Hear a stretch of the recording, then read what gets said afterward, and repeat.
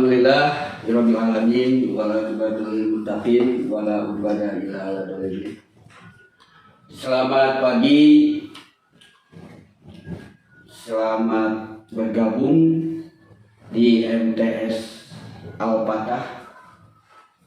Kepada anak-anakku sekalian yang pada pagi ini bisa hadir mengikuti Maksama tahun ajaran 2021-2022 di MTS Al-Fatah. Anak-anakku sekalian, pada pagi hari ini pertama-tama perkenalkan nama Bapak Uskup Suparlanas PDI. Bapak di sini sebagai bidang kesiswaan, kemudian sebagai guru bidang mata pelajaran SKI. Nah, pada kesempatan pagi ini yang pertama dan yang utama adalah kita ucapkan kata syukur kepada Allah Subhanahu wa Ta'ala, yang mana pada kesempatan pagi hari ini kita bisa berkumpul walaupun melalui saluran ini. Anak-anakku sekalian, seperti yang telah kalian ketahui bahwa di program Maksama MTS Al-Fatah ini kalian akan mengetahui materi yang akan disampaikan, yang mana pada kesempatan yang terlebih dahulu telah menyampaikan beberapa materi yang sudah kalian terima, kemudian kalian sudah pahami dari guru-guru yang lain. Nah, pada pagi hari ini Bapak akan menyampaikan materi yang mana materi ini sangat simpel, sangat mudah dipahami. Mudah-mudahan kalian juga bisa merealisasikan dan mengamalkan pada keseharian kalian nanti apabila ada kegiatan belajar mengajar di MTS Al-Fatah. Baiklah anak-anak sekalian yang Bapak cintai dan yang Bapak banggakan, sebelum kita mengetahui kewajiban-kewajiban apa yang harus dilakukan oleh kalian sebagai siswa dan siswi MTS Al-Fatah, perlu kalian ketahui bahwa apa pengertian kewajiban itu. Itu yang utama. Apa itu pengertian kewajiban? Nah, kewajiban itu adalah segala sesuatu yang wajib kita kerjakan. Baik itu beribadah, kemudian berbakti kepada orang tua, menghormati kepada guru, itu sebuah kewajiban, dan kewajiban itu hukumnya wajib dikerjakan dan wajib dilaksanakan. Itu yang namanya kewajiban. Lalu apa yang dinamakan dengan hak? Hak itu adalah segala sesuatu yang harus kalian terima. Dan hak ini diberikan oleh Allah dari sejak azali. Ada hak hidup, ya, kemudian ada hak untuk menerima penghargaan, kemudian menerima kasih sayang, itu hak kalian. Nah, nanti akan Bapak jelaskan secara mendetil apa itu kewajiban siswa, apa itu hak siswa. Lalu ada lagi yang akan kita bahas ini adalah sebuah larangan. Karena tidak ada hak, tidak ada kewajiban kalau belum lengkap dengan sebuah larangan. Karena larangan itu akan mendukung antara kewajiban dengan hak. Itu bedanya. Kalau hak dan kewajiban itu langsung diberikan oleh Sang Maha Kuasa. Nah, kalau larangan itu dibuat oleh sekelompok masyarakat atau manusia yang ada di suatu tempat. Contohnya kita di sekolah ada larangan untuk siswa, ada larangan untuk guru. Itu ya. Maka ini harus kalian pahami. Nanti apa yang masuk ke materi kewajiban, kemudian apa yang masuk ke hak, dan lalu apa yang masuk ke larangan. Baiklah anak sekalian, kita lanjutkan lagi ke materi kita. Ini ada yang pertama adalah kewajiban siswa. Nah, karena kita basicnya adalah madrasah, kemudian yang berbasicnya lagi religi, maka kewajiban yang pertama adalah beriman dan bertakwa kepada Allah Subhanahu wa Ta'ala yang dilaksanakan dalam bentuk kegiatan. Yang pertama, kegiatan membaca Al-Quran dan berdoa sebelum pelajaran dimulai. Itu kewajiban kalian. Yang kedua, karena di sini basicnya adalah pesantren, maka di sini diwajibkan siswa dan siswi untuk melaksanakan yang pertama sholat duha berjamaah, yang kedua sholat zuhur berjamaah, dan yang ketiga mengaji Al-Quran berjamaah. Kemudian mengikuti kegiatan keagamaan yang diadakan di Madrasah MTS Al-Fatah. Ini banyak di dalam Islam itu ada yang namanya HBI, Hari Besar Islam. Nah, maka di sini sudah menjadi sebuah agenda tahunan ketika ada HBI, Hari Besar Islam, maka di sini selalu mengadakan yang namanya Mauludan, kemudian Muharraman, kemudian Isra Mi'raj dan sebagainya. Maka di sini yang akan diikut sertakan dan yang akan melakukannya dan melaksanakannya adalah para siswa dan siswi, dipandu oleh guru-guru yang berkompeten di bidangnya. Itu yang pertama. Yang kedua, mengamalkan agama dalam kegiatan sehari-hari.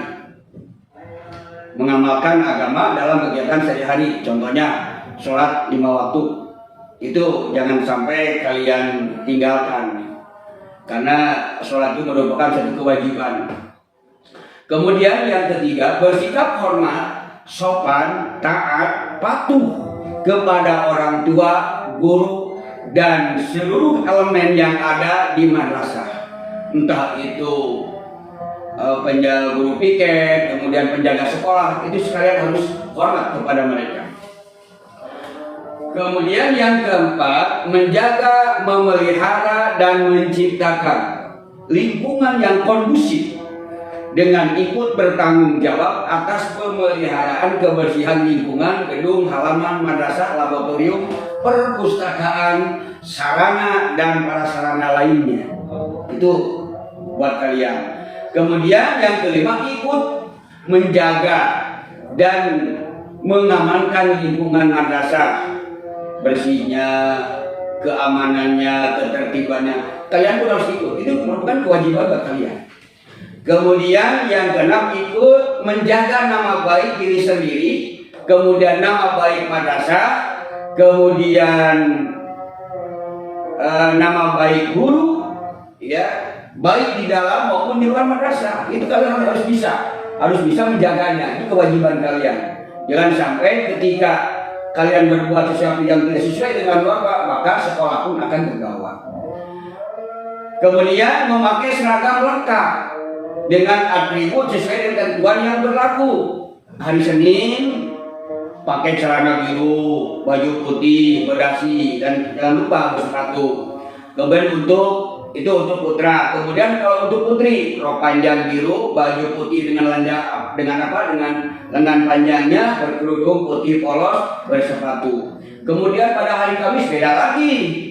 Yaitu kalau putra celana biru, baju batik bersepatu. Kalau putrinya rok panjang biru, baju batik lengan panjang berkerudung putih polos bersepatu. Kemudian hari Sabtu itu berhubungan dengan pramuka. Maka untuk para siswa MTS Al-Fatah ini pada hari Sabtu diwajibkan memakai seragam pramuka, gitu ya, untuk kalian.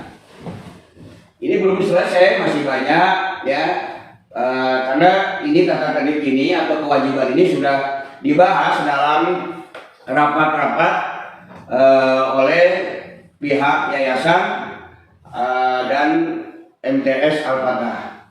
Kemudian mengikuti pelajaran dengan tata tertib dengan ketentuan, dibiasakan bahwa di sini sudah menjadi kewajiban bahwa siswa itu wajib hadir selambat-lambatnya 10 menit sebelum pelajaran dimulai.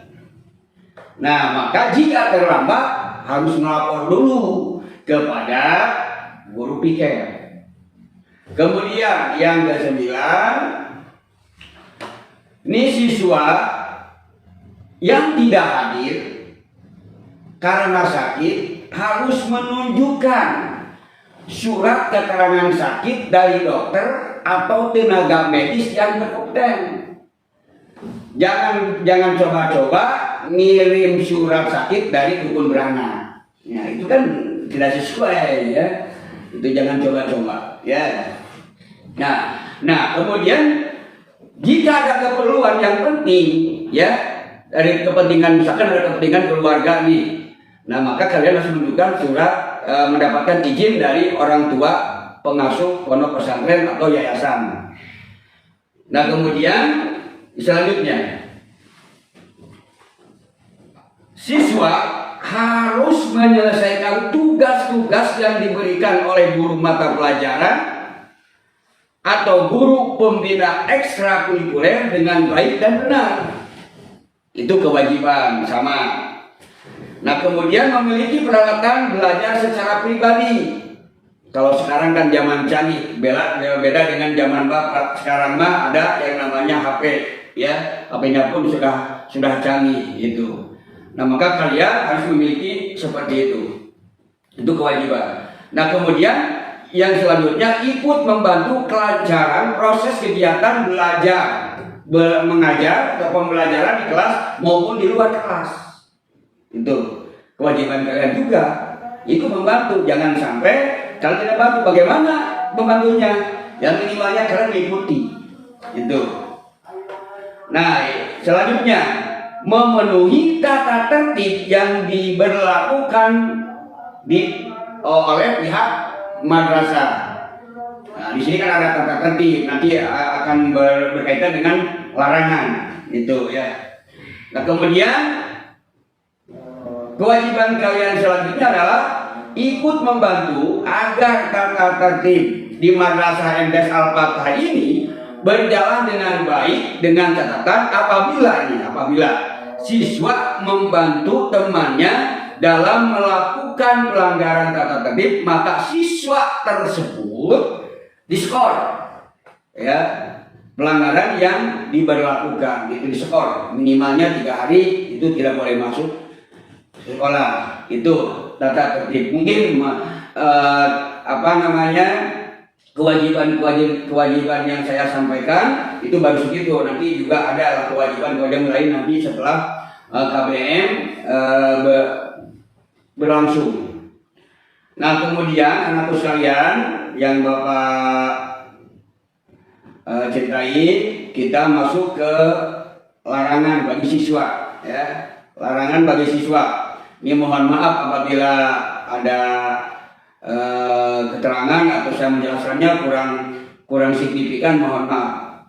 Nah, kemudian larangan siswa apa saja yang ada di MTS Al-Fatah ini yang sudah dibikin larangan yang ada di MTS Al-Fatah ini. Yang pertama, jangan coba-coba meninggalkan kegiatan belajar mengajar tanpa seizin guru piket, guru di dalam kelas.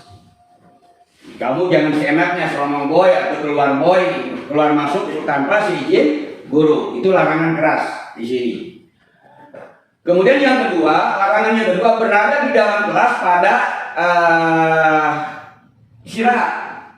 Gitu. Jadi di sini siswa tidak boleh keluar.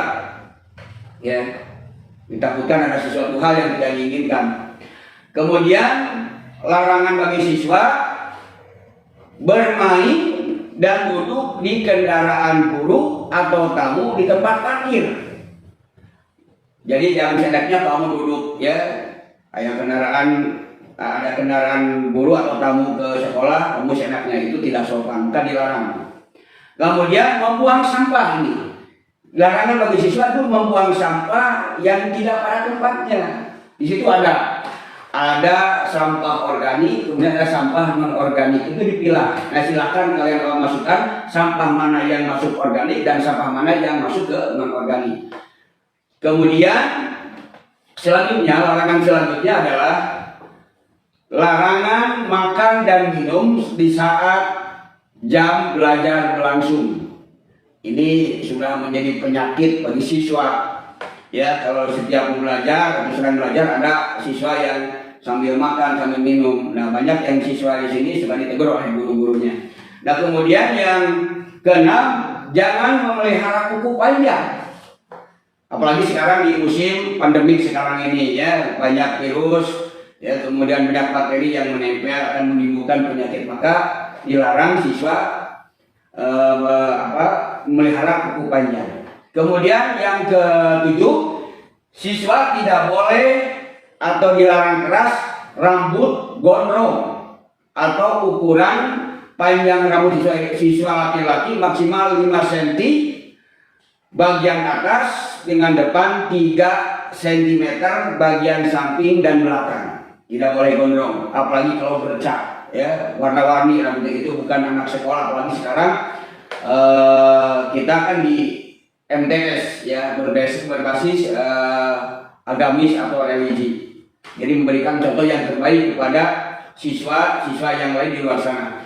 Kemudian tidak boleh mewarnai rambut dan membentuk model rambut tidak sesuai dengan ketentuan, karena di sini sudah ada ketentuan model rambutnya seperti apa. Kemudian yang ke-9, memakai pakaian tidak sesuai ketentuan jadwal yang berlaku. Jadi jangan seenaknya pakai pakaian.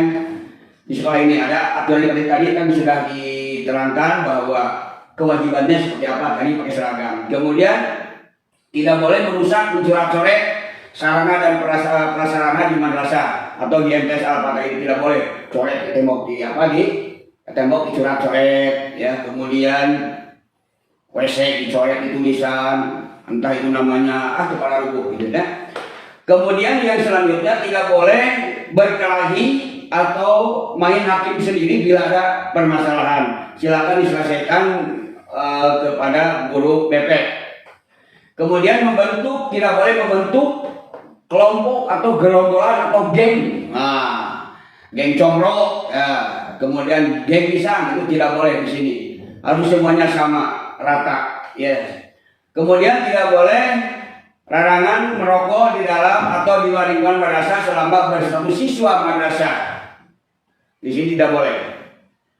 Kemudian tidak boleh melompat pagar atau dinding benteng sekolah, tidak boleh. Itu pun sama. Ya, itu saja sebagai larangan untuk kalian nanti kalau sudah saatnya jadi siswa MTS Al-Fatah. Itu larangan dan banyak lagi yang nanti saya akan tempel tata tertib larangan akan kewajiban di depan kelas kalian masing-masing. Kemudian yang utama adalah hak siswa. Apa itu hak siswa? Hak itu kan tadi diterangkan bahwa segala sesuatu yang harus terima oleh kalian itu namanya hak siswa. Nah di sini yang pertama, siswa berhak mengikuti kegiatan pembelajaran baik intra maupun ekstra selama yang bersangkutan tidak melanggar tata tertib. Yang kedua, siswa dapat meminjam buku-buku dari perpustakaan madrasah. Silakan, itu hak kalian. Ya, jangan ragu, jangan takut. Kalau ada perlu, kalau mau ingin baca buku, silakan pinjam ke perpustakaan. Ada penjaganya.